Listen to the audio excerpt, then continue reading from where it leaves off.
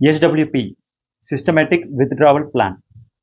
அதில் என்ன ஒரு பெரிய ப்ராப்ளம் இருக்குது அப்படின்னா, நீங்கள் வந்து ரிட்டையர்மெண்ட் ஸ்டேஜில் வந்து SWP பண்ணுவீங்க.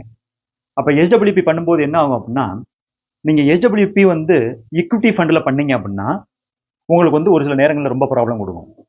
ஏன் அப்படின்னா, இப்போ மார்க்கெட்டோடைய ஹிஸ்ட்ரி பார்த்தீங்க அப்படின்னா 2008ஓட ஸ்டாக் வந்து கீழே விழுக ஆரம்பிச்சு. 2009 வரைக்கும் ஆல்மோஸ்ட் 1 இயர் பியர் மார்க்கெட்டில் தான் இருந்துச்சு. அதுக்கப்புறம் வந்து மேலே போச்சு, திருப்பி கீழே வந்துச்சு.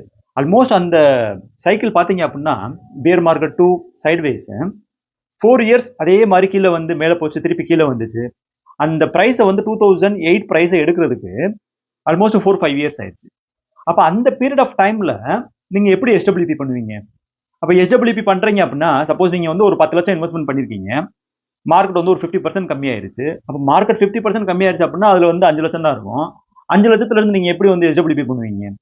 அப்போ இது வந்து ஒரு ரிஸ்க். SWP நீங்கள் பியோர் ஈக்விட்டியில் பண்ணாலும் ப்ராப்ளம் இருக்கும்.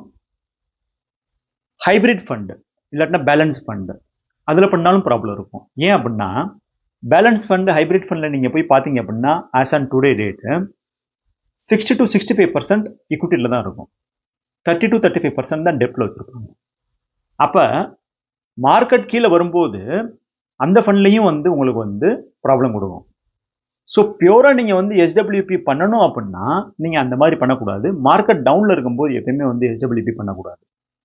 எப்பயுமே உங்களுக்கு தேவையான ஒரு 3 to 5 இயர்ஸ் அமௌண்ட்டு FDலையோ இல்லை வந்து டெப்ட் மியூச்சுவல் ஃபண்ட்லையோ வச்சுக்கோங்க.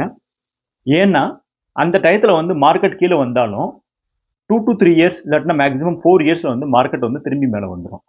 ஸோ SWP வந்து பியூர் ஈக்விட்டிலையோ இல்லை வந்து பேலன்ஸ் ஃபண்ட்லையோ பண்ணும்போது இந்த ரிஸ்க் தெரிஞ்சுட்டு நீங்கள் பண்ணுங்கள்.